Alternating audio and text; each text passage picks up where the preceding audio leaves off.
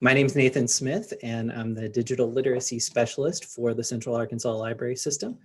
I teach a bunch of different types of technology classes. So today we're gonna do some stuff with Canva, but if you are, there's lots of other stuff going on. I haven't quite nailed down everything that I'm doing in June just yet, but if you are, but there's certainly usually a lot of things going on at different levels and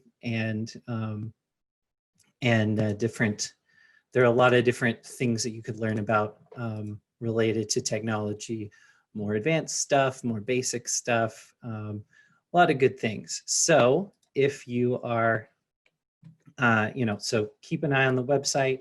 If you look at cals.org/tech-classes, then you should be able to see the schedule once it's posted.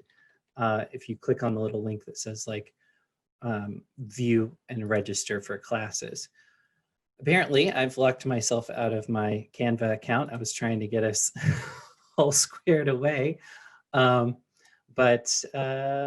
so I'm going to reset my password here for a minute. While I'm working on that, basically, well, let's see. A couple of things that I am planning for June. I am planning another edition of my new class that I just started this month, which is the video for the web class. That was pretty fun, and particularly I think now that we presented it, now that I've done it once, I've got even more of a handle on what needs to happen. So I think it's going to be really good next time. Probably going to do that in the next couple of weeks, and I'll probably do.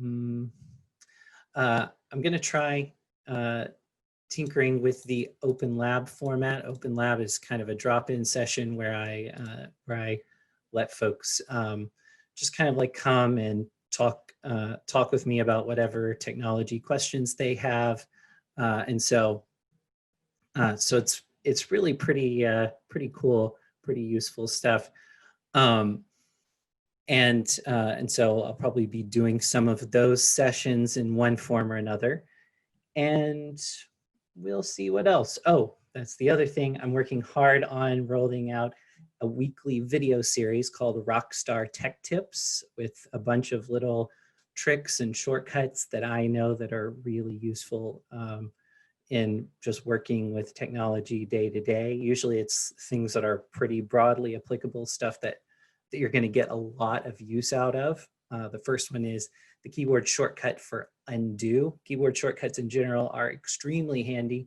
and the undo one particularly, since we're all human and we all make mistakes, quite handy. So, definitely keep an eye on the CAL's YouTube channel, and you can check that out. Well, that's, I guess, pretty much it. Let me go ahead and get this started. Let me get back to my screen share here. Oh, by the way, if you have questions during the thing, please feel free to ask them. I do have the chat open for just, for kind of bigger questions or for things that, that are a little bit more in depth. Rather than the chat, you could use the Q&A function. There's like a little box with a Q down at the bottom of your screen. If you click on that, that's going to open up a little thing where you can type a question in, and then it'll pop up for me, and I'll be able to look through those questions and make sure that they're addressed. So that way there's no chance your question is going to get lost in the shuffle with other with other messages in the chat and that sort of thing.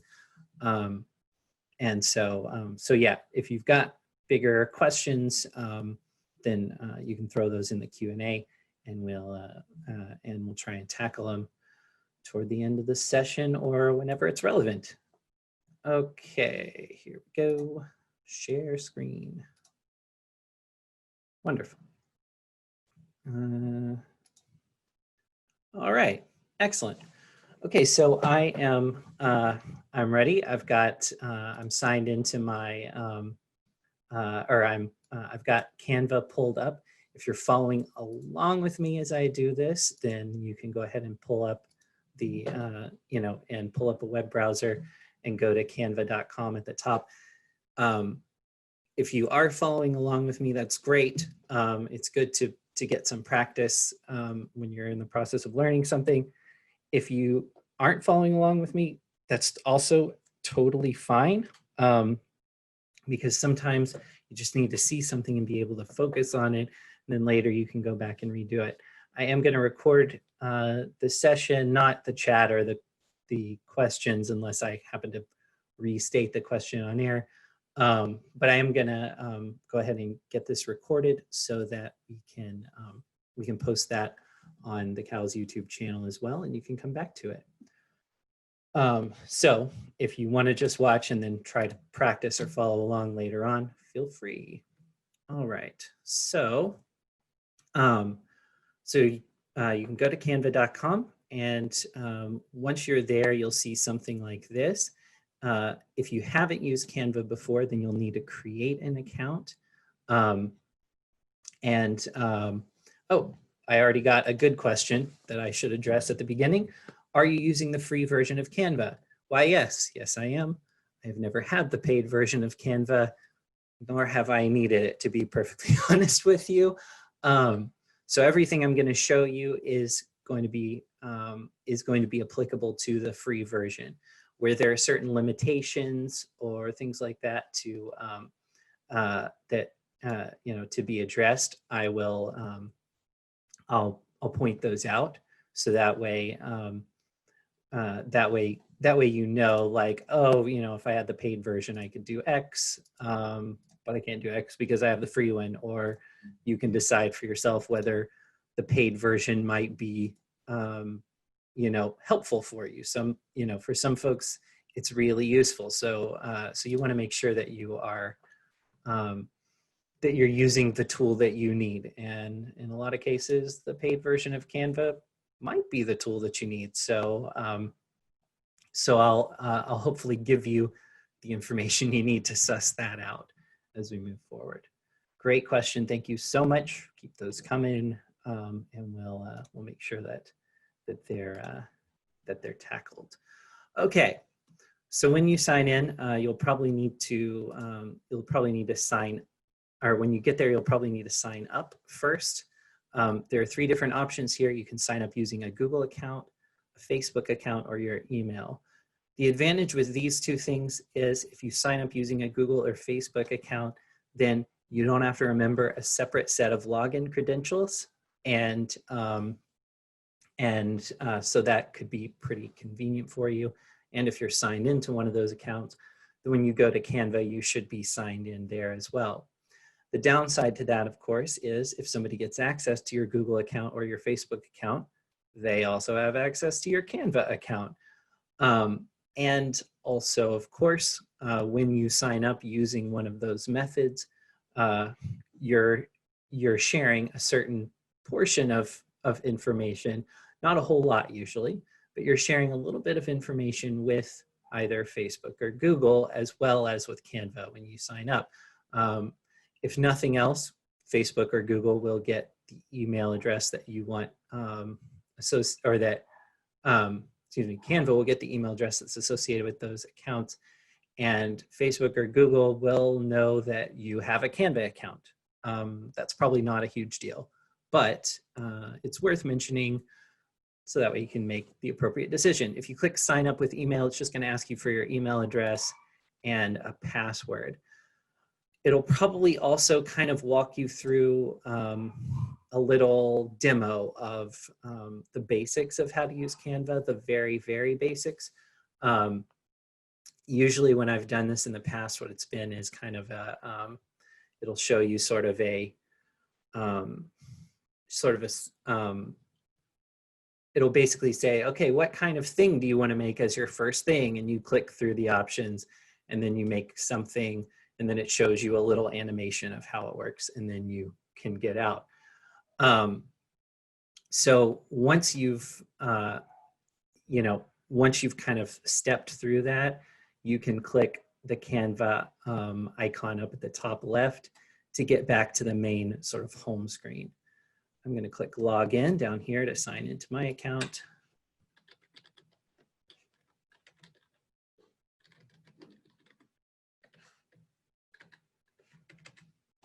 And of course, just nothing's working today is what I've learned. There we go. All right, excellent. So now I'm on the main sort of the Canva homepage, I guess you might say. And what I'm going to do here, I'm going to show you 3 little demo projects that you can do in Canva.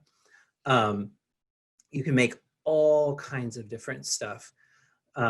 In fact, it's probably a good idea to kind of back up and tell you why you might want to use Canva and what's good about it. So Canva is web-based graphic design software. What that means, first of all, is you don't have to install anything on your computer. And because it's web-based, you can access it from pretty much any device with an internet connection, and use it to make sure that you are, and so you don't have to be at your computer in order to access your stuff, which is really handy sometimes if you're in a pinch and you need to kind of like grab something quickly, or you need to make something quickly even. So the fact that it's web-based or cloud-based, you might say, is really nice. Another thing that's really nice about it is it's a way of doing graphic design that means you don't have to be a graphic designer. A lot of times, I mean, I've come a fairly long way, but I'm not the best graphic designer, and I certainly don't have much formal training to speak of as far as that goes. And so Canva is really nice because you can kind of whip up something really quickly, and it'll look good for a lot of different reasons that we'll talk about as we move forward. But basically, it's a way to make not the most advanced, but I'd say at least moderately complex graphic design tasks pretty easy for almost anybody to do, and that's awesome. Well, let's actually dive into one of those things. Okay, so here on this home page, what we've got is there's a little sidebar over here. The sidebar takes you to a bunch of different places. Most of this stuff is, in my opinion, not super, super, super important. And so, I won't worry you overly much with most of these options here. You do have the option of folders that you can keep your stuff in. If you have to keep it a little more organized. If you have a free Canva account, you only have 2 folders maximum. So that's one of those limitations. That's actually one of the more onerous limitations as far as I'm concerned, because it's a lot harder to organize your stuff if it's all in one pile basically, or all in 3 piles even. So I think if I had a paid Canva account, I would make pretty extensive use of the folders. As it is, I still don't really need it, and so I mostly have ignored the folders. But then over here in this main area here, if you scroll down a little bit, you'll see, so up at the top, you have your little header here. You've got a nice little quote. And then you have this search box, which we'll use here in a sec to make the first example project that we're going to make. And I'll show you that in a moment. Underneath that, you have create a design, and it gives you some suggestions of types of designs you might want to create. There are a lot of different options here, but I kind of want to call out a couple of the important bits of this and kind of why it is the way it is, I guess you might say. I've lost my thing, so let me get back there really quick. Okay. I guess all my little windows went away. Okay, good. All right, so so I have the so when you click in the box, it'll let you search and you can use that. Okay, so down here, you've got a bunch of suggestions of different things you might want to make. For example, a poster, a social media graphic, a presentation, a storyboard. By the way, these three things, a poster, a social media graphic, and a presentation, these are the ones that we're going to be making today in the examples. So just FYI. And then some other suggestions of things you might be wanting to make. So you can, so the only real difference between these different types of designs, as far as I've been able to ascertain in 3 or 4 years of using Canva, the only difference between those types of designs is the size of page or the size of canvas that you get to work in as you're working. So so you'll actually see that if I move my mouse over here. When I move over poster, it says 18 by 24 inches. When I move over social media, it says 1080 by 1080, presentation 1920 by 1080, and so on. So I can tell how large the item that I'm making is going to be in different different units of measure. So the social media post is measured in pixels, 1080 by 1080, whereas the poster here is measured in inches, so so 18 by 24. So that tells me what size range I'm going for, and that can be really helpful. If you scroll through these or you search for something and you don't like any of the size options that you're being offered, or maybe there's just something that is a very specific weird size that you need to make something in, you can. And the way that works is you click custom dimensions up here, and then you specify the size of page that you need. Down here under your designs, you have the things that you've already made in Canva. If you haven't made any yet, you might not have this. Instagram posts, Facebook posts, logos. So all of these down here are suggestions or sort of pre-made designs or templates that Canva gives you. Speaking of which, let's do one of those. So I can either click down here, or if I think of the type of thing I want, I can type it in here. So I'm actually going to start typing social media. And you'll see down here, if I move my mouse over, it'll tell me the sizes that I might be, that it will create for me. So in this case, I'm going to go with this generic social media post 1080 by 1080. There's an animated one down here, 800 by 800. By the way, animated images, another thing that Canva can do that is a paid feature. So if you want to make animated images and you don't want to pay for it, Canva, not your guy, I guess. But that's something. Okay, so once I click social media and select that, I can either start with a blank page over here. We're going to do that later, but not right now. Or I can scroll down and I can find a bunch of different options here. These are all sort of pre-made designs that I can tweak however I want to tweak them. So I'll scroll down a little bit, see what I've got. Interesting. Okay. I'm actually going to pick this one right here. It says, did you know it's social media day? Make everything you post count and share responsibly.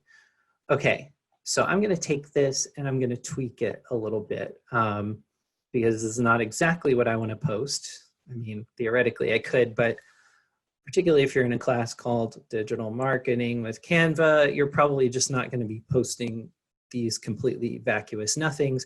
If nothing else, you're probably going to want to brand it a little, right? And so I'm going to click on this, and that is going to open up the Canva editor.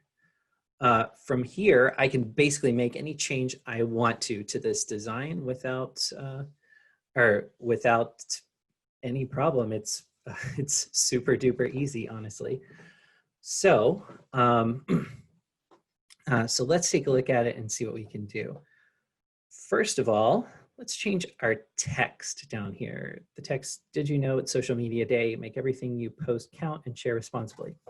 Okay, so what I want to do with this design is I want to take it and change it from this sort of the more you know kind of like heads up sort of post. And I want to actually change it to be a promotional graphic for one of my classes. So I'm going to go over here and click on these little text boxes here and make some edits to them. The one that's the graphic that I'm going to make will be a promotion for my class that's called starting out with Android mobile devices.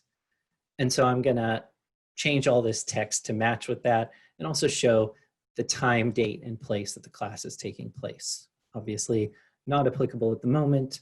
I'm not I'm not actually offering that class right now, particularly in person, but we're going to tweak this text for this hypothetical. Okay, so the did you know I'm going to change to starting out with. Okay, cool. So couple of things to notice here already. When I started typing there, I wasn't using caps lock or anything. When I replaced the text that I already had there, it actually showed up in all caps, and that's because of a setting that's here that we can play with in a moment. In fact, I'm going to make sure that I got my capitalization right, because I'll show you a neat trick once we get there. And you'll also notice a couple other things. First of all, this text box is in a group with some other text boxes. So there are actually 3 different spots where I can put text in this design right now. The top one here, which I changed to starting out with, this one that says it's social media day, and this one right here that says make everything you share count, blah, blah, blah. And this one is the widest one. This one's a little less wide. You'll notice if you could see it behind this little button that says remove watermarks, this one is a little narrower. And this one's about the same width too. So I'm actually going to want to tweak that as well because I don't want this text to flow to a second line. So first things first, because of the way this is set up, I'm going to need to break this group up a little bit. Actually, you know what? Let's go ahead and get all of our text in here and then we'll deal with that. Okay, let's go down to the second text box. Android mobile devices. So I'm just double clicking in actually what I'm doing, and this is a nice little shortcut, is I'm actually triple clicking inside of that text box. When I do that, it selects or highlights all of the text that's in that text box and allows me to just start typing to replace it all at once. So that way I don't have to backslash forever. I can just start typing and replace the whole thing. Very convenient. If I just double click in it though, then it gives me the little blinking cursor here and I can just start from here. Okay, so I've changed these two. Let's go down here and we'll change, boy, that little message is getting annoying. Okay, I'm just gonna try and zoom in a little bit for now to get that out of my way. So I'm gonna click on down here where it says 48%. And let's go a little bigger. Let's say I wanna go 75%. Okay, that gives me more room to work and it gets this mostly out of my way, even though it's still obnoxious. Okay, so on this line, basically, or in this text box, basically what I'm going to do is put the time, date, and location for the class. So let's see.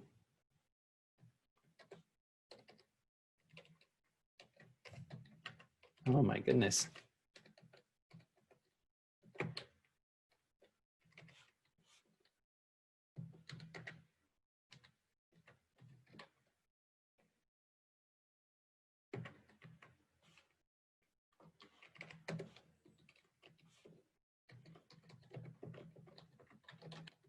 Okay, cool.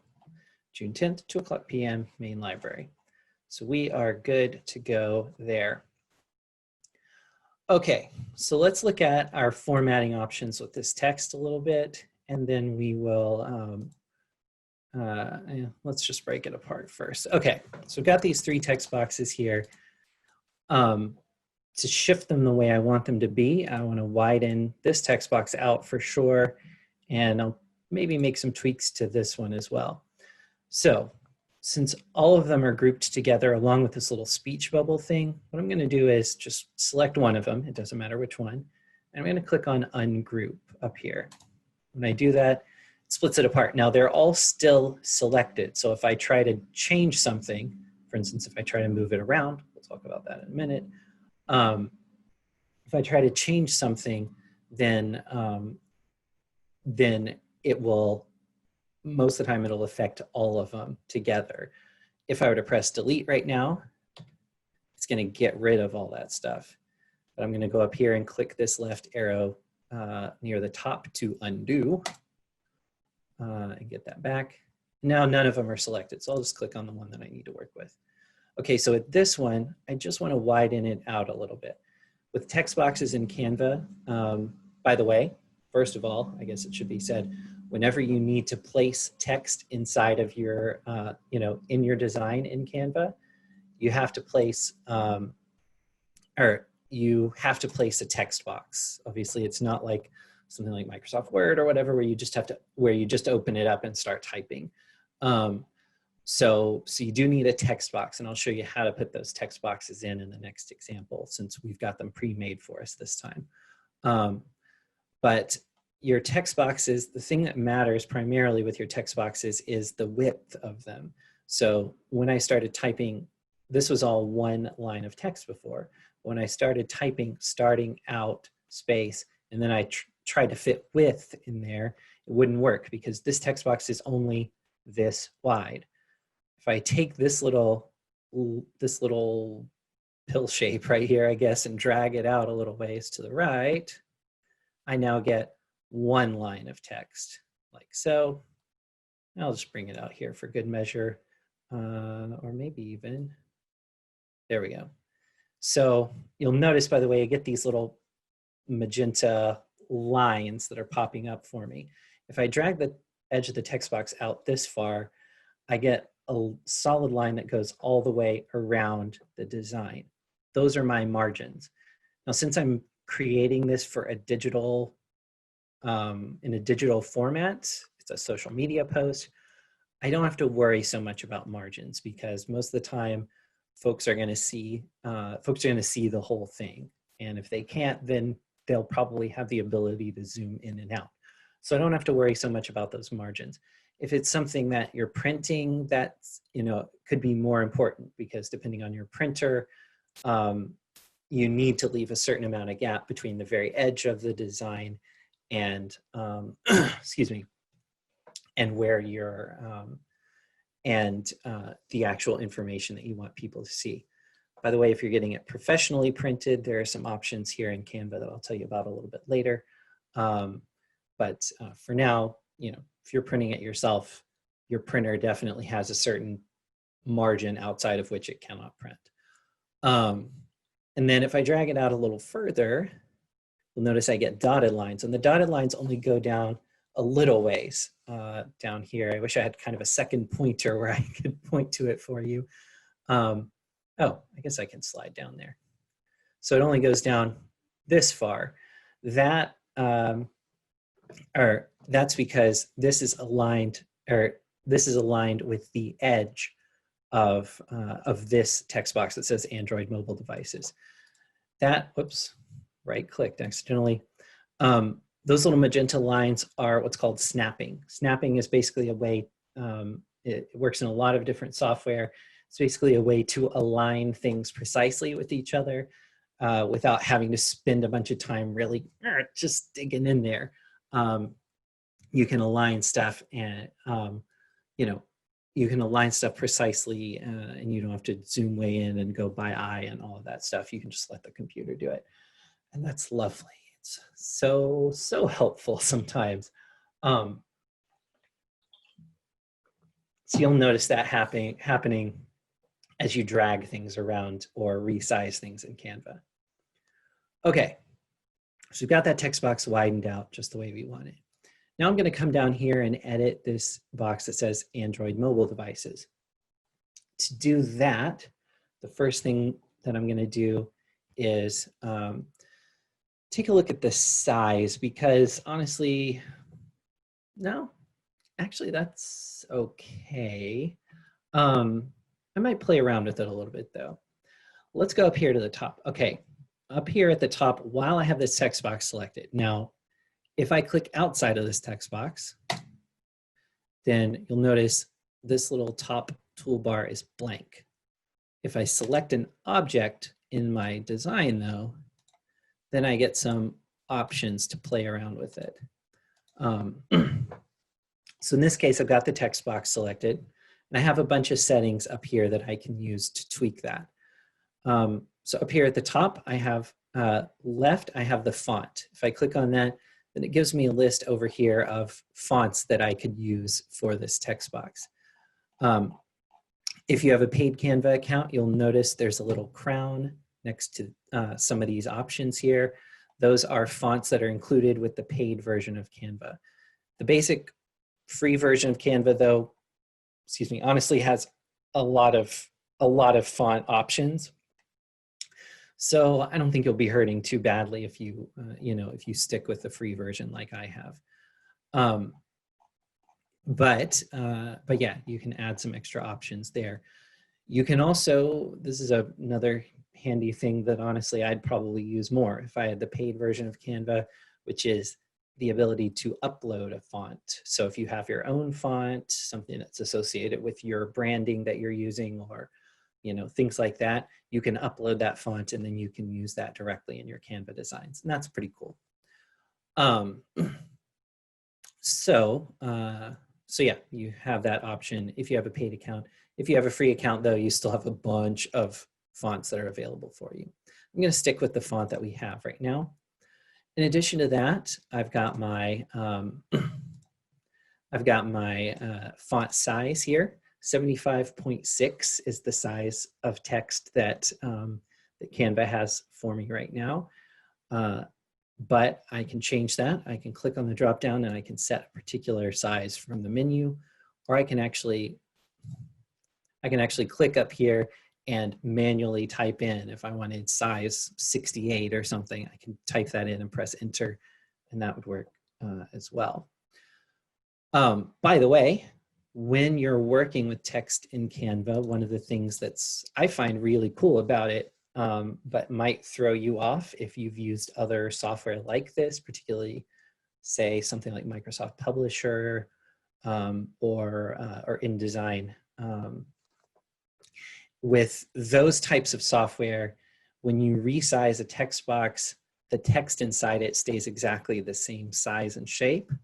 With text boxes in Canva, if you resize them, the text actually resizes along with the text box. And most of the time that's actually pretty useful. So just bear that in mind. If you resize the text box, it's going to make the text smaller, I guess assuming that it's up against the edge of the text. If you widen the text box or narrow it using these things, that won't change the font size. Cool. Okay, up here we have an A with a little grayish, bluish swatch underneath it. If I click on that, then it takes me to, then it opens up a little color picker over here on the left-hand side. I can click on one of these to set it to a different color. I were interested in that. Or I can click new color. Well, then I have these document colors. Any color that you've used in other sort of recolorable objects like text or pre-made graphics, like we'll talk about a little later. Anything that's already been used in your document, you can apply that color, that same color, to other things really quickly using these document colors. That's a nice shortcut. And then up here at the top where it says new color, I can click on that and I can mix my own. I can slide the little slider and move the little dot around. Or if I know the hex code for a particular color, I can even type that in. If you don't know what that is, don't worry about it. That's very normal of you. It basically, it has to do with the way that colors are rendered on a web page. Each color in a certain range of colors has these 6 character codes associated with them, and so it's pretty handy, but it's definitely not. If you don't know the hex code of the particular color you want, then I mean, that's normal. So don't worry about it at all. But if you do happen to have that hex code, it's a lifesaver. You can just paste it in there, super easy. Okay, so that's your color change for your text. By the way, all three of these options here, the fact that changing them changed my whole text box, might give you a clue. If you are, if you're working with a text box in Canva, and you make any changes up here to the styles of the text, those changes, certainly these 3, and then some of these others, at least in most situations, will apply to the whole text box. So you can't have a text box that has 2 different fonts in it. You can't have a text box that has 2 different sizes of text in it. And honestly, that's really helpful because usually it's a bad practice to mix different fonts and different text sizes in a single piece of text that's supposed to be read in a solid string like that. Now, you know, so you can mix them in this kind of way where you're sort of emphasizing one part and de-emphasizing another part, but you don't want to mix and match them too much. Best practices, from what I understand, is generally having 2 to 3 sets of fonts and colors and font sizes, essentially 2 to 3 different types of styles in your designs is kind of the best bet. So if you find yourself using 5 or 6 fonts, you might want to pare it down a little bit, because usually it starts to look a little cluttered and crazy after that. So 2 to 3 is usually good. If you have 2, you've got 1 font for like smaller text, the details or sort of the body of the document, and you've got 1 font for headers. If it's 3 fonts, then you have like 1 font that's basically the title or sort of the headline big thing, and then you've got another one for sort of the subheadings, and then you've got another one for the body. I guess the biggest thing that you want to do is to try and keep it consistent as much as possible, to have if you change it, to have a specific reason that you're changing it. So that, because what that does is, even if your audience is not thinking about it, and most of the time they won't think about it consciously, it gives them signposts to know where they are and to understand the structure of your design. And that is pleasant to human brains. So, cool. Okay, anyway, that tangent's over. Let's talk about these little things here. So we've got a bold button here. Again, since I don't have any particular text selected or anything, when I hit the bold button, it, oh, no, oh, okay. I don't have any text selected and I don't have the blinking cursor, excuse me. So right now I've got the box selected, but I don't have the little this blinking cursor on the side. So when I have the text box selected, but no cursor, then if I hit bold, it unbolds the whole thing since it was already bold. Hit it again, it will rebold the whole text box. If I have the cursor in here, then I could unbold by selecting. So I'll hold down the mouse and drag it over the text that I want to not be bold, and I'll click the bold button and that'll turn it off for that bit of text right there. So that's kind of a way you can, so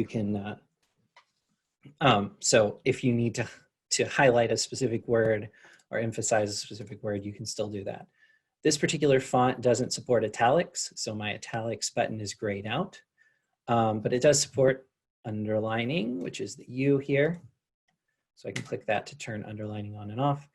I can align my text to the left, the center, or the right by clicking this button. I can change, and I can change the capitalization of my text using this. So this is an option that was already turned on for this text box right here. If I click this to turn this uppercase button off, then it's going to change all caps starting out with to starting out with capitalized in the normal way. Click it again, goes back to the way it was. The reason that these two are capitalized is because I did, even though I was typing in all caps, I did hold shift while I hit the S and the O here. If I hadn't done that, then it would go to all lowercase. So it still retains that information, the capitalization of what you typed in, regardless of whether you're displaying it in all caps or not. There's a list button, so you can create bulleted or bulleted lists in your designs very easily. And there's also this spacing button right here, which does a couple of things. For one thing, it allows you to change the spacing between the letters, also known as kerning. So you can make them wider or narrower as you see fit. And I'll go ahead and undo that. And the line height. So right now the line height is set to 1. So it gives me just a small negligible amount of space between the two. If I had a G here and on this line above me, I would probably have no space between these lines at all. But I can widen it out so I get a little bit more space. 2.0 is exactly a double spaced situation, and so on. And then we have this anchor text box button. The anchor text box button, once you've created a text box, will allow you to choose essentially where inside of the text box your text lives. So right now it's anchored toward the middle. If I decided to delete one of these words, you'll notice that the text box contracts vertically. And so now I just have a text box that's tall enough for the two words that are currently there. Bring it back, and it makes it taller, and it pushes it up and down vertically a little ways.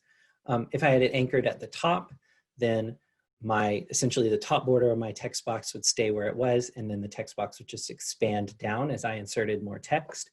And the converse is true if I had it anchored at the bottom. So I guess just that also means if you draw a text box a particular size, if you have more text than can fit in that size, it's not going to stay that size. Your text box is going to expand more. So you want to just be mindful of that. Your text box is kind of just a suggestion of where your text will end up.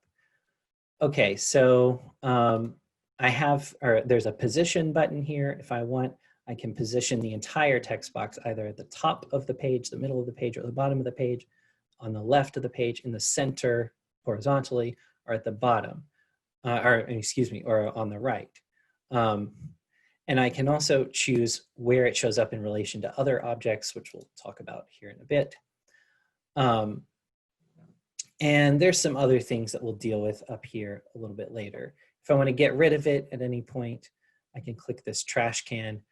If I'm working inside the text box, then of course hitting delete will just delete a character.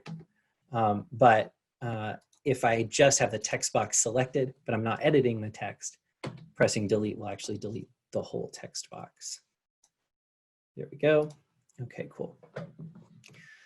So we've got that. We've tweaked this, and I hope that you can like. We're gonna kind of move on from this example. There are a couple more things, but I hope you can see kind of the power of what's happening here.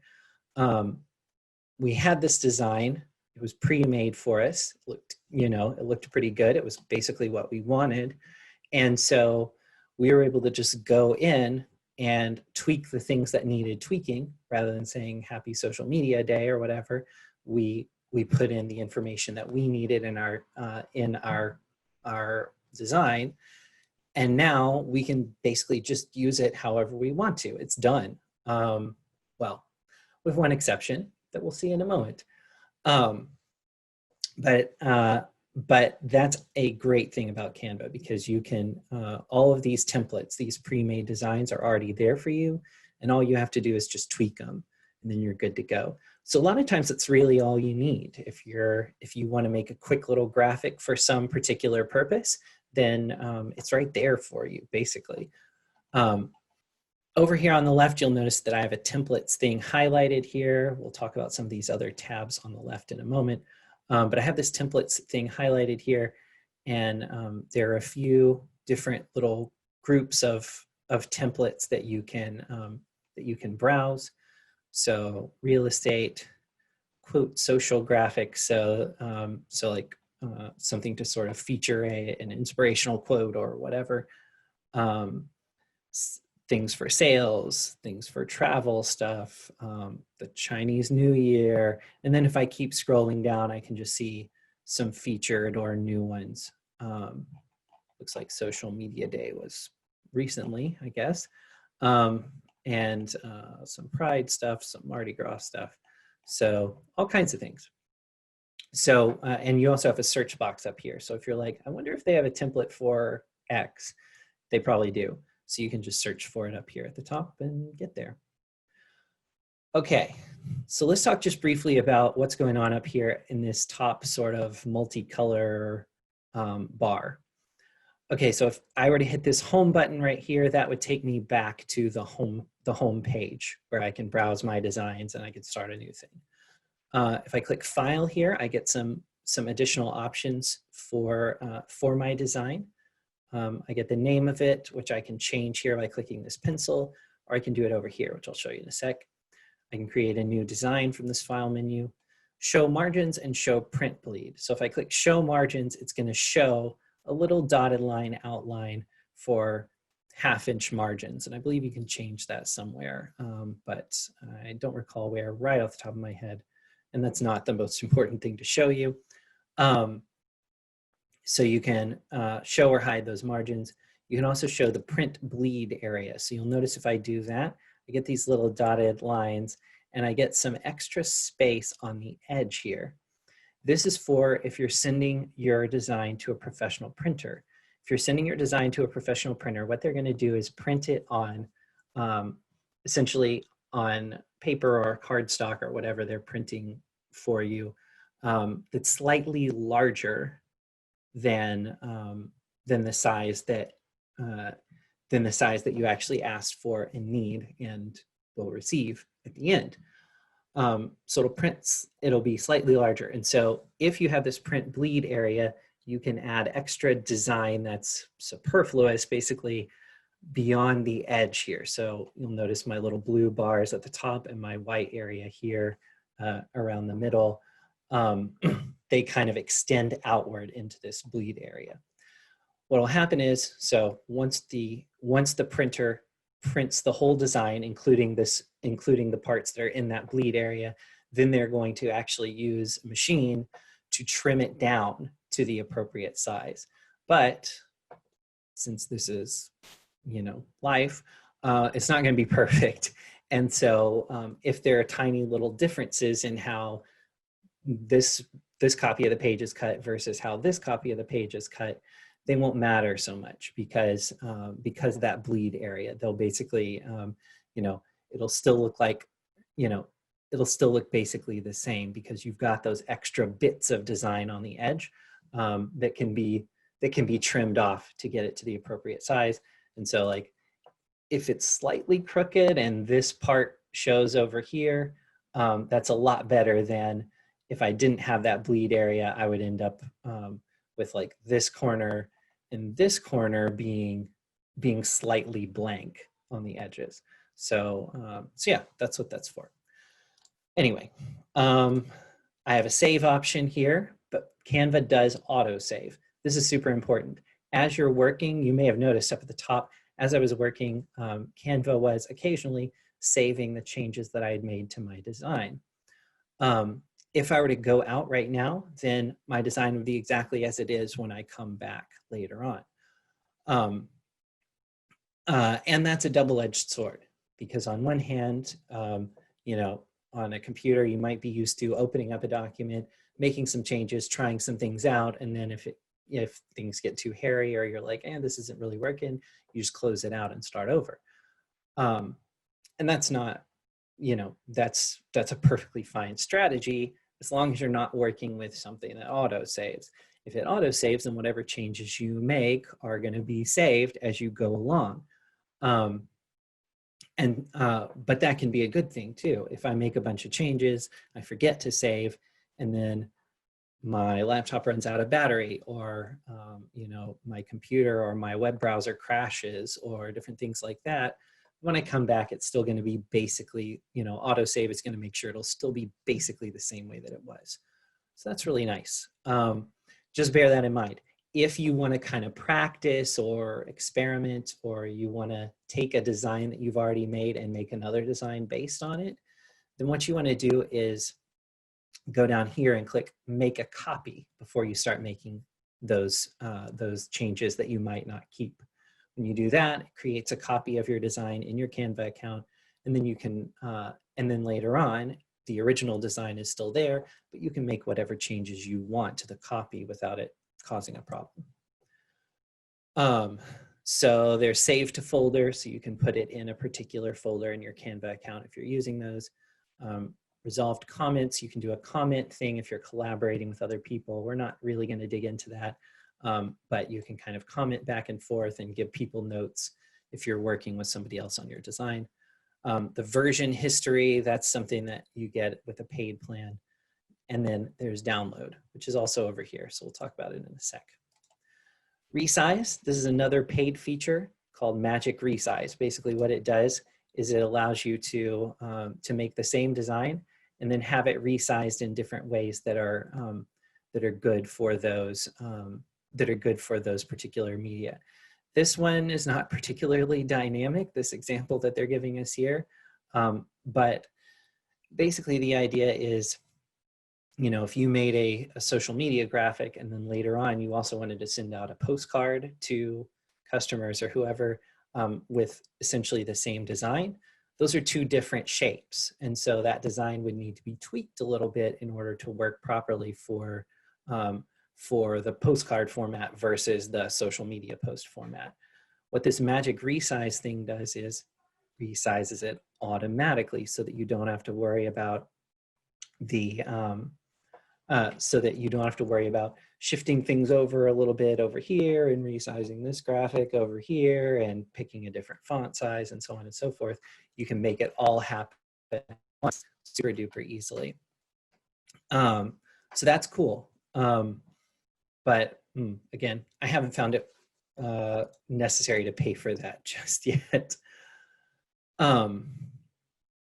Next to that, I have my undo and redo buttons. If I undo, or if I make a change and I don't want to keep it, I can click the undo button to undo it. If I have just hit undo, but I realize I made a mistake and I actually need to redo whatever it was I undid, I can click that button over here.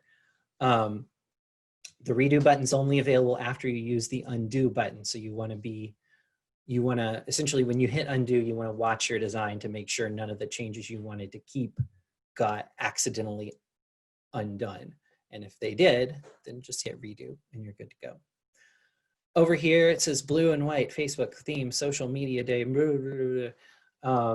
this super long title for my design. If I want to change that and do, I'm going to click here. You'll notice I get a little blinking cursor there. And I'll go ahead and just erase that whole thing and call it Android mobile devices. And once I press enter, it locks that in as the name. And now I can, now I can find that design again in my account later on. There's a share button here where you can share the design with someone else, either via email or via a copied link. So I can type in an email address or more, and it will give me options of who I can share it with. If there are others that I'm working with in Canva often, then I can type in their name and it'll show me them as well. Down here, there's share a link to edit. I can change that to edit or view, or I can use it as a template if I have a paid account. But basically, I can give people either the permission to just look at my design, maybe give me feedback, or to edit it just by clicking on a link. Then I'll copy that link and paste it into my chat or whatever. Okay, so the download button is here. I can click on that to just download it directly. Or if I click on this arrow button, I can see a bunch of other options of ways that I could potentially get this in front of other people. I could put it on my Facebook page directly if I have my Facebook account connected. I could share it directly as a tweet on Twitter. I could email it to someone. I could present it as though it were a presentation. I'll show you that here in a bit. I can share a link to it, but I'm going to click download. And now I have the option to download it in a bunch of different ways. I can download it as a PNG graphic file. So if I'm going to use it in printed media, I typically want to use this PNG format. That's a good format. It's high quality, but the images don't take up just a ton of room. I can also choose a JPEG image. JPEG images are kind of the standard image type around the web. If you're creating an image that's primarily going to be seen on screens, a JPEG image is probably going to be fine. So either one of these, you can download it, and then you'll have a copy of it on your computer that you can put wherever you need to. PDF standard and PDF print. So PDF stands for portable document format. Basically, if you've ever looked at some sort of a document, like, for instance, tax forms, or honestly, a lot of forms are in PDF format, and a lot of other documents that you can download but not necessarily make a lot of changes to. PDF documents, or PDF in general, is a good format if you have multiple pages. We'll talk about how to do that in a sec. But the standard version is going to give you more, like, lower quality, more compressed images. The print version is going to give you a higher quality version as a PDF. You can also download certain things as a video or an animated GIF, but again, I believe making those is one of the paid things. So I guess if you downloaded this as either of these things, what's going to happen is it will just give you a still image that's in a that's inside of a video file or a GIF file. So I'm going to choose PNG this time. And I can make, if I have a paid Canva account, I can also make other changes to it, change the size and some other stuff. And I can use transparent backgrounds. If you're going to use Canva to, say, make a logo or something like that, the transparent background thing is really worth it, because with a logo, you want to use a PNG file with a transparent background most of the time. The reason for that is, if you don't have a transparent background, then you're going to have your logo, and it's going to be inside a little square or a rectangle of black or white background wherever you put it. And usually it's going to look bad, unless it just so happens that you are one of the lucky few whose logo is actually a square or a rectangle, in which case, who cares? Although you might still have transparent areas where you want people to see the background behind it. Finally, you'll notice we ran into a problem. 1x premium image, $1. So there are certain images on Canva that are also sort of a paid feature. With this particular image, if I were to stick with using the free version of Canva, what I would need to do is I would need to pay $1 in order to include this little speech bubble image in my final version of my design. Once I do that, I can use that design anywhere I want to. Not the graphic itself, but this particular design, the starting out with Android mobile devices, social media graphic. And so, so I can pay for that, and you know, just a la carte, basically. And there are other options. You can pay for a more extended license for something you're going to use repeatedly and stuff like that. But if I wanted to just do it a la carte, I would click pay and download. But this is also one of the things that's included with the Pro, the paid version. So if you have that paid version, you will have the if I had that paid version, I would get this included, basically. Okay, someone asks, how do you know which graphic is the one you would need to pay for so that you could find and delete those? Super duper easy. All you need to do, it's not particularly obvious with this image, but let me show you. If I zoom in a little bit, you'll definitely be able to see it. Yeah. If you notice right here, it's got this little crisscross, kind of looks like a chain link fence, and it says Canva in the middle of it there. That shows me that this is the image that has a cost associated with it. Surprise, surprise, artists like to be paid for their work. So in this particular case, this is the one that has the cost associated with it. You'll notice there's no little chain link fence on this, so I could use this image all day in any design I wanted to. But yeah, so you could go in, and in fact, if I were going to use this, I would probably just click on that, hit delete on my keyboard. And then if I go to download now, then I'm ready. There's no hullabaloo about paying for things. I can just click download here. Let's see, someone else asked, what's the price range for the paid version? Let's just see really quick.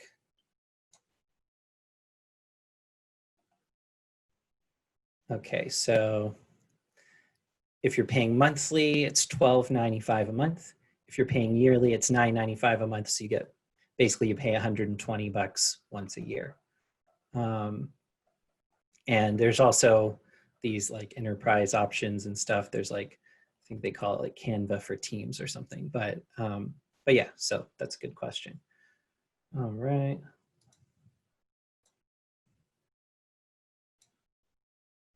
Okay, someone asked, was the little cross-hatching fence thing showing up before I went to download it so that I could see at the beginning?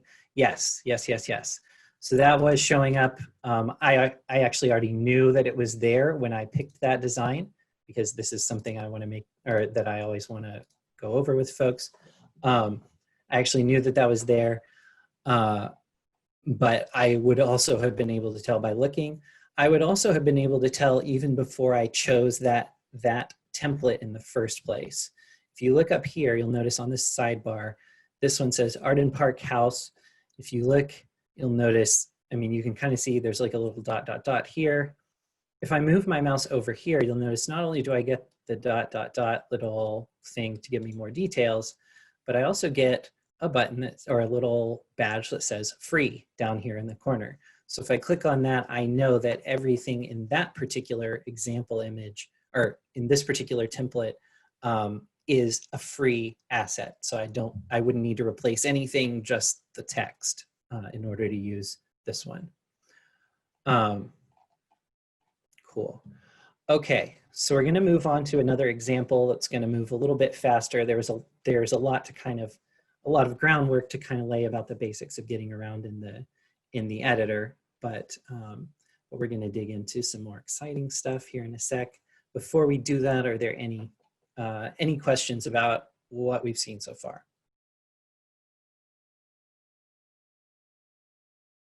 Cool. All right, excellent. Well, drop them in the Q&A. or, you know, if it's something that's very of the moment, shout out in the chat and we will we'll make sure that we get it taken care of.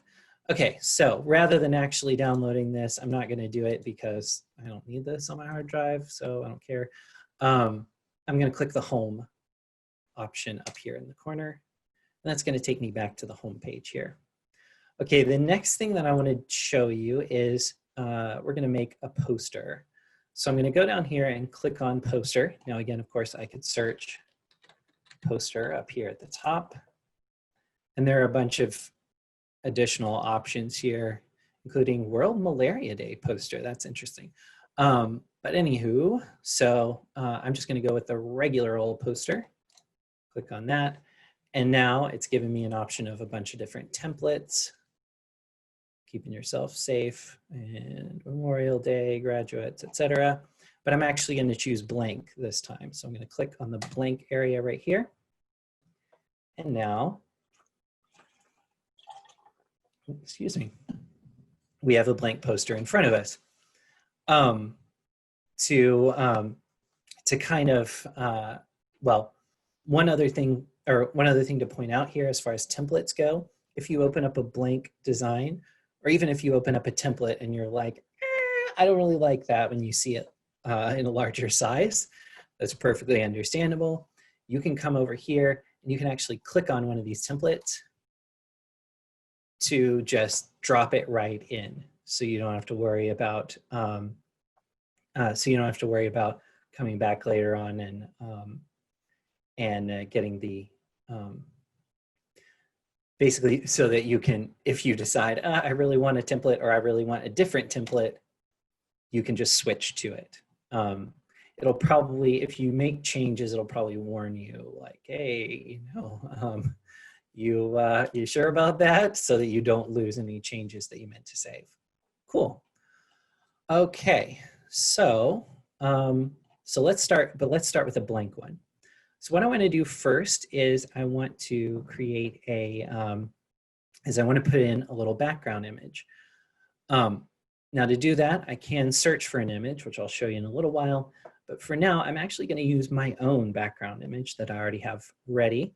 So to do that, I'm going to come over here on the left-hand side, and I'm going to click where it says Uploads. When I click on that, you'll notice I have these items right here. These are items that I've already uploaded from my computer, excuse me, to use in these designs. This is my example Canva account, so it's to use as examples in class, basically. And so I could choose from any of these. I have up to, I believe, 2 gigabytes of storage in the free version of Canva for my, for things that I upload like that. So I can upload images or I can upload videos, which I'm not really going to get into the video stuff at all today. I've never used Canva for video, although I would be interested to try. And I'm not sure how much of that functionality is locked behind the paywall. So we're gonna ignore that for the most part. But I've got these images already uploaded. If I wanted to add another one, no big deal. I'll click Upload an Image or Video, and it's going to open the little file browser for my computer. And I can click and find another, another image that I want to upload. Like, oh, I don't know, this dog. I'll click Open. And now it kind of thinks about it for a moment. You see the little water sloshing on the left over here. And then once it's completely uploaded, now I can use that image in my design as well. But I've got this picture of the lion. I'm going to use that for this example. So I'm going to take it and I'm going to drag it over from the sidebar into the main, into the design here and drop it where I want it. Now I can also, if I want to, just click on it and it'll drop it in the middle of my design. So whatever you decide is fine. So if I want to resize this image, make it a little bigger or a little smaller, I have these dots in the corners. I can take those and I can drag them out or in, depending on the situation. I also have these little side things on the left. Now in some software, particularly older software, taking these little things on the edges, sometimes they're more squarish, will distort the image. But in Canva, thankfully, because it's made for graphic design, it doesn't really let you distort the image in that way. So if I drag this in, you'll notice it's not resizing the image, making it narrower. It's actually cropping the image. It's cropping this edge off of the image.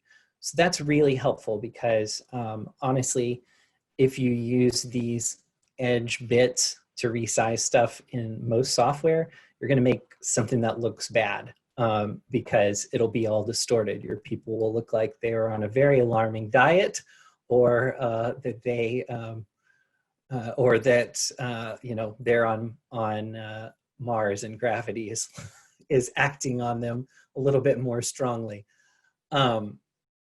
So I basically, in software that allows you to distort your images like that, I basically ignore those little dots on the edges and only use the ones on the corners that resize proportionally. Thankfully though, Canva just cuts that out altogether. So I've resized this a little bit, and now I'm gonna just drop it here. You'll notice I had a little magenta line before I dropped it. The image was snapping to the vertical middle of my design. Okay, so now I've got a nice big lion on my poster. Let me go ahead and put some text in here. So when I go over to the left-hand side, I can click on text, and you'll notice I now get a bunch of different options here. Add a heading, add a subheading, and add a little bit of body text. If I take any of these, that's just gonna basically put that placeholder text in my design. So I can drag it over and I can say, blah, okay. But I can also come down here, I'll hit undo. I can also come down here and find these font combinations. These are clusters of text boxes with different fonts and different sizes preset.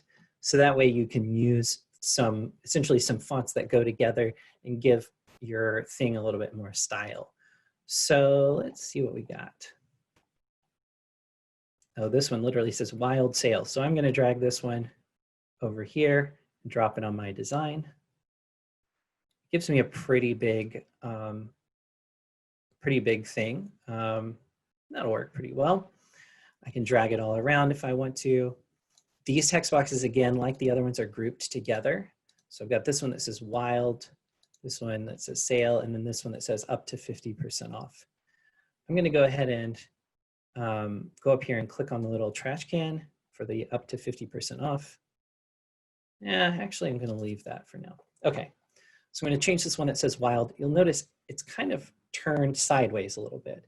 I'm going to ungroup, and I'll show you how that works. So I clicked on it, clicked ungroup up here at the top, and now I have those three text boxes separate.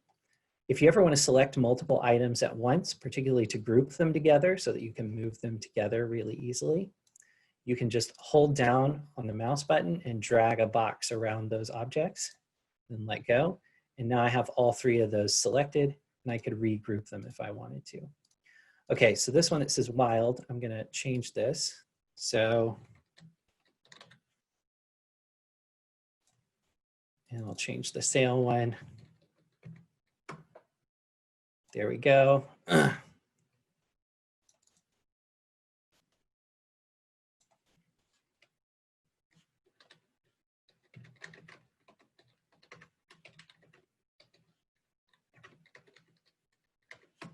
All right, there we go. Now I have I'm going to take this, because it's ungrouped, I can drag this text box separately from the others. I'll just put it right here. All right, excellent. So now I have a little poster, and I can just get that printed or whatever I want to do with it. It's perfectly fine. So that's how you do the text. Oh yeah, I was going to show you, sorry, how to rotate the boxes as well. This one's slightly askew, so they already did the rotation for us, but if I wanted to undo that or redo it, come down here, and there's this little circle with arrows in it underneath the text box. I can click and hold on that, and I can change the angle however I want it to be. That's pretty good. Cool. Okay, so any questions about what we did in that example? I know that's pretty simple, but there's a lot of pretty interesting stuff here in the last example that I definitely want to show you. All right, let's do this. So, oh, I'm going to change the name of this. Lion poster. Beautiful. I'll hit home. And now you'll notice, by the way, down here under your designs, there's my social media post that I made. And the lion poster here says generating, so it's going to give me a little preview once it's all thought about it for a sec. But, and so I should see that in the future. So if I need to get back to one of my designs, there they are. Okay, so I'm going to come down here or click up here, doesn't matter. I'm going to click on the presentation option this time. One of the most interesting, kind of slightly weird things about Canva is that you can make presentations in it, kind of PowerPoint style. One of the nice things about that is if you make a presentation in Canva, then you don't have to have any special software installed on the computer that you're presenting it from, well, or the computer that you're making it on. So if you, if you put it together in Canva, you can actually download the PowerPoint version of your design later on. Although I haven't tried that, I'm not sure how editable it is after you do that in PowerPoint itself. But you can create those presentations, those types of presentations in Canva, and you can actually present them from inside Canva as well. So I'm going to click on presentation. I could also search up here. And the size of presentation that I'm getting is 1920 by 1080, which is the size of kind of a standard regular HD TV. So pretty much most TVs made at least after 2010. Yeah, so it'll be usually it'll be pretty good. And honestly, even if they're presenting it on an older style TV, they're probably going to be used to sort of the black bars at the top and bottom, and so it'll look just fine. Again, I can do one of these templates if I wanted to, apply that to my design, but I don't need to do that. I'm going to click on photos over here on the left. And well, actually, first of all, I'm going to click background down here. And you have a bunch of background options here. There are some images and there are some more sort of regular old shapes. What they all basically boil down to, though, is you get sort of an image, and then you can apply kind of a color filter to it. So for instance, if I choose the bricks here, it gives me just basically white bricks, but then I could make them pink. Oh wait, nope, that's not the thing. Sorry about that, my mistake. Okay, so it gives me the bricks, and then I can actually apply the filters up here. So I have effects. I can add these little interesting effects to it, kind of like to sort of make it look a little weird. Oh, I see, that's interesting. I can add sort of Instagram style filters. You can do that with any image, not just backgrounds, but you've got those. You've got adjust over here. So now I have, so I can change all of these basic things like the brightness, the contrast, et cetera, et cetera. I can crop the background image if I need to. I could make it, I could kind of zoom in more on the bricks or whatever the case may be. Since it's a background, I can't make it smaller than the whole page, of course. And then flip if I wanted the bricks to face the other way, I can do that.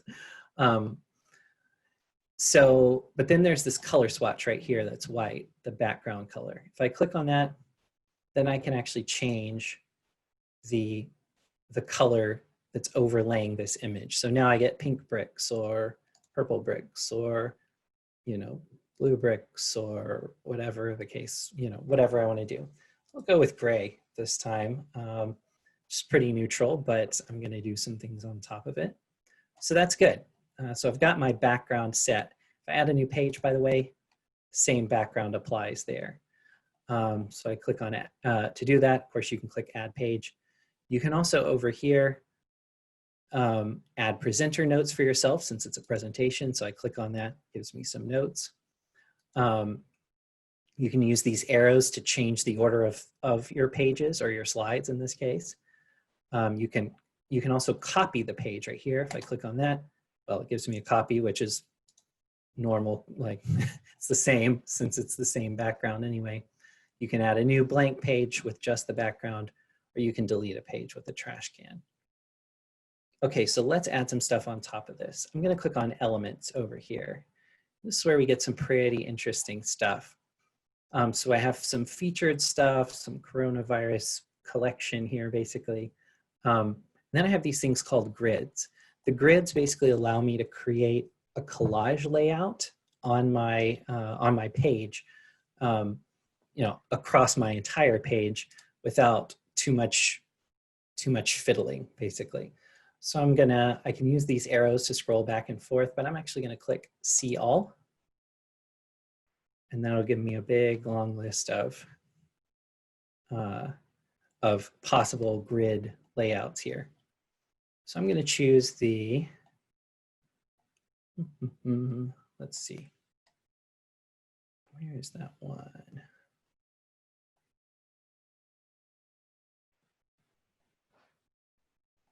I'm going to choose this one this time. What it does is it gives me these 3 landing areas. So I've got these hills over here. Basically, each of these pictures of the hills with the clouds is a separate area where I can drop an image so that it gives me the grid layout there. While I'm, you know, I clicked on the grid, while I have it selected, I can click spacing up here and I can change the amount of space between my things so I can actually see the background through it. Excuse me. And so I'll tweak that a little bit. Okay, so let me drop some images in here. I'm going to click the X to get out of grids, and we'll come back to this in a moment. Then I'm going to head to my uploads. I'll drag in some pictures of these sandwiches. I dropped this one in here, but it's not aligned quite right, so I'm going to click on it, click crop, and I can drag it down a little ways so you can actually see the whole sandwich from the side. All right, I'll grab this one, and I'll grab the club over here. There we go. Beautiful. Okay. So now I want to use an image that Canva actually supplies for me. To do that, I'm going to click Photos. And I'll click on where it says Search Millions of Photos. And I'm going to do sandwich. Scroll down a little ways, find one that I like.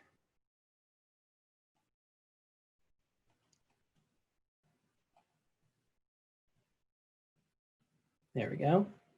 This one's good. Okay. When I'm looking through these, you'll notice there are a few, you'll notice some things here. For one, some of these images have a little crown down at the bottom. That tells us they're included with the paid plan.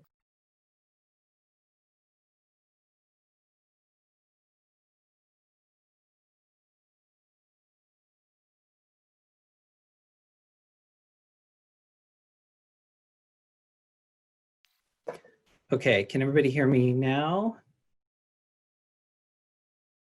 Okay, good, good, good. I didn't put myself on mute, but I guess muting myself and unmuting myself worked. So maybe Zoom is haunted. Not sure.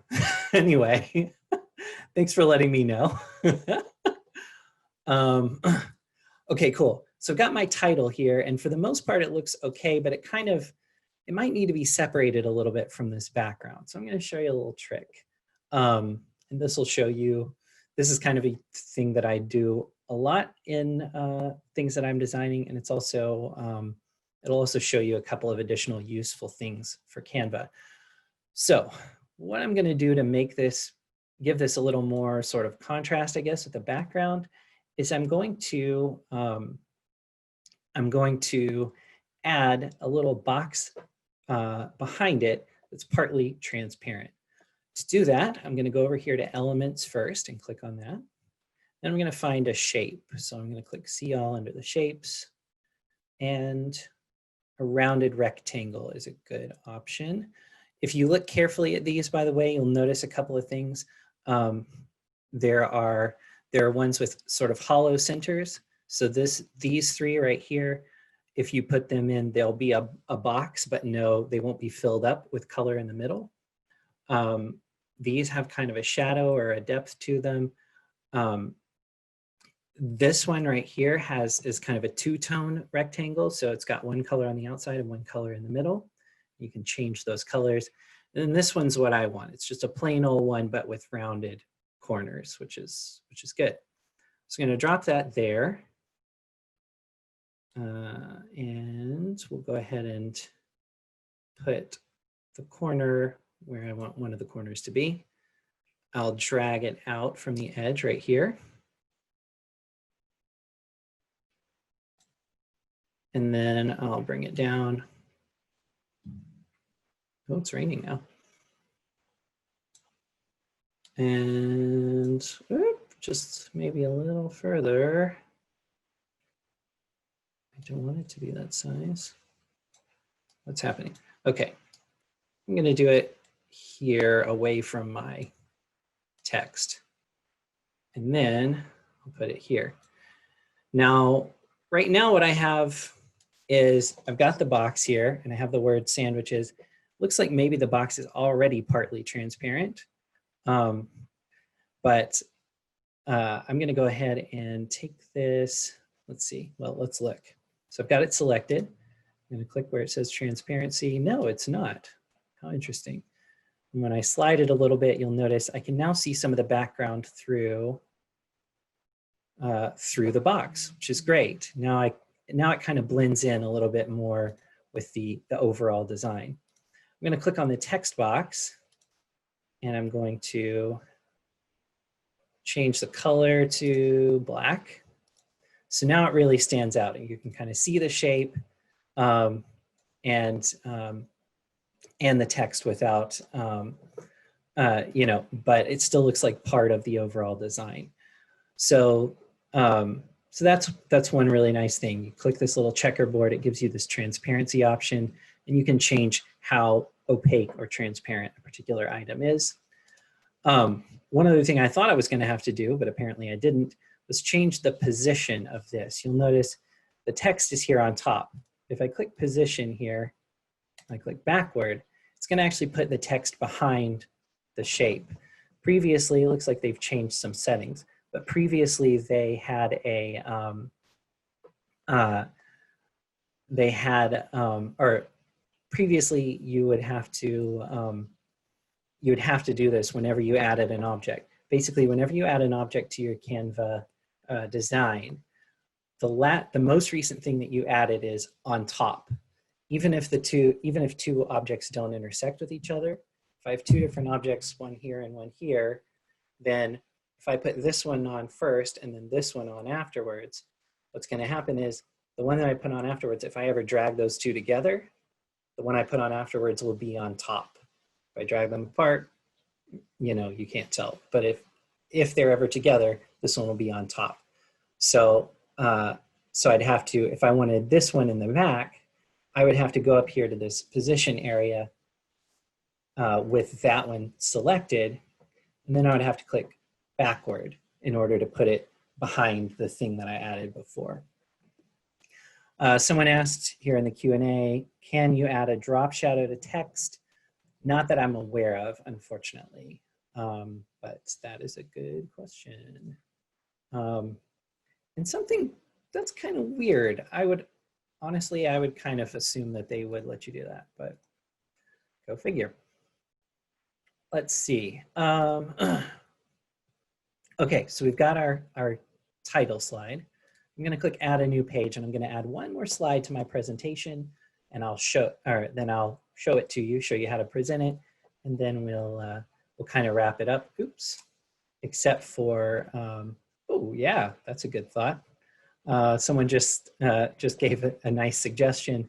They said, I suppose you can duplicate the text in black and position it behind the original text. Yeah, you could totally do that. And you could probably adjust the transparency on that too to make it sort of more gray so it's not quite as dark.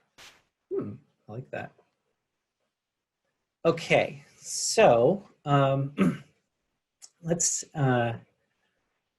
do, so I've got one more page here. I clicked the little add a new page button at the bottom. And now on this page, I'm going to show you a couple of other fun things that you can do with this. First thing, I'm going to take a text combination again here. This one that says cheers to the new year is good. I'm going to drag that in and we'll make some changes. I'm going to change this one to say burritos. And down here, it's kind of hard sometimes when these text boxes are grouped together and they're close to click in the right one. So sometimes you have to kind of fiddle around with it until you get it. Burritos, are they sandwiches? Question mark. And now, okay, I've got that all situated. I'm going to resize this whole group. I'm going to put it at the top of my slide here. Okay, cool. So now I actually want to, in this example, this is not real, I did a hypothetical survey to ask people whether burritos were sandwiches or not. And so I want to represent the data of the answers that I got from the folks. So I'm actually going to come, I can either go to elements here, or I can go over here to charts itself, and I can put a chart in. I'm going to use a pie chart. So I'm going to take this and drag it in, drop it down there. And now I have a little chart. And you'll notice over here on the left-hand side, my sidebar changed. So now I can change the values of my items here and what I have. First thing, because there are basically only three answers, or there are only three answers that were options in my survey, and those were true, false, or yes, no, and undecided. So I'm going to remove item 4 and item 5 altogether. So I'm just going to delete the two numerical parts. So now I have 10, 10, and 10. We'll say that 45% said yes, 10% were undecided, and 45% said no. That gives us a little peace sign. And I'll just change these labels to yes, not sure, and no. And so now I have a nice little chart in my on my slide. I can resize it a little bit. If I want to change the size of the labels, then all I need to do is up at the top here, there's a little font size box. I can change that. If I want to make my labels slightly larger. It will also resize the chart a smidge to compensate for the size of the labels. There we go. Okay, so now I've got that on my slide. I'll go ahead and throw in an image behind all this stuff. Go back to my uploads. Oh yeah, let me show you one other thing about the chart. You'll notice right here, there's a little there's a little color swatch right here. You can click on that and I can change the colors and it'll change the whole thing at once to a new color scheme. That's pretty cool. So if I wanted to change that, I totally could. And let's see. There's my burritos. Drop those in, and then I'll click position and send them backward behind everything.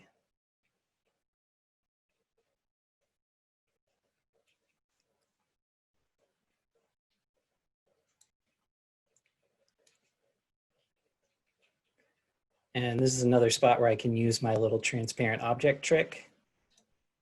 Go back to my elements, grab a shape with the regular square here.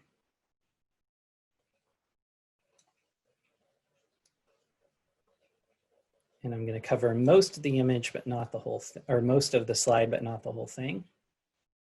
Make sure it's centered using snapping. Yeah, there we go. Move it all the way to the back. Well, not quite all the way. Move it behind the chart, change its color. Click on the little color swatch and hit white in this case. And then I'm just going to go up to my transparency, slide that down. So now I have some burritos in the background, but everybody can still read my chart and see my results. One last thing I'll show you, and then we'll wrap it up. So I'll search burrito, and let's see if I can find one that's not pro. This one. There we go. If I wanted to decorate further, which would be a little tacky, but I could do it. There are a bunch of options here. These are what we call illustrations in Canva, but technically in technology world, we call this vector art. If I drag this in here, you'll notice if I resize it, it still looks good. It still looks basically the same. That's because rather than being a grid of little pixels, like most images are, like if you take a picture with your phone or whatever, this vector art is defined mathematically. And so when you put it in something and resize it, it's redrawn by the computer at whatever size you need it to be. That's really helpful sometimes. But the other thing about this is you can recolor these, which is pretty cool. So this one's gray, but if I go up here and I click the little color swatch, I could change it to whatever color I want. It's kind of a green, that's good.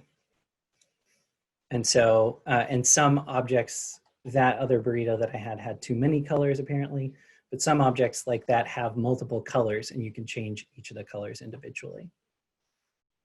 And that's pretty much it. There's a lot more to Canva, of course, as you saw, but it's definitely worth exploring. And so I recommend it to you. I know we ran a little over time. Thank you so much to folks that were able to hang in there for the whole thing. Folks who weren't, no shade, no worries. I totally understand. Sorry that we ran a little long. What questions do y'all have before we wrap it up? Anybody who needs to leave at this point is welcome to, of course. But yeah, whatever questions folks have, I want to tackle. Okay, yes. Can you change the color of the text in the chart? Definitely. So that's this button right here, the A with sort of the multicolor color swatch. So if I wanted to make it also that same green, there we go. Good question. What other questions do y'all have?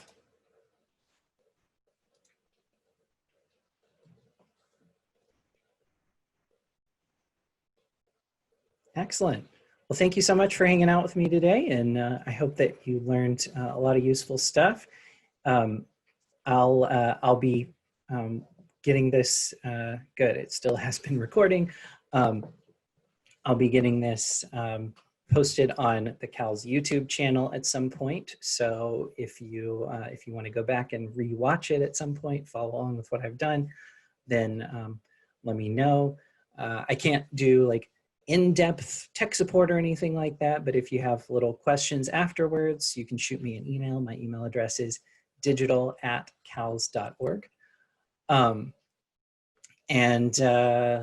Well, keep an eye on the website, cals.org/tech-classes, and I should be posting the June schedule probably sometime this week. And I hope y'all have a great rest of the day.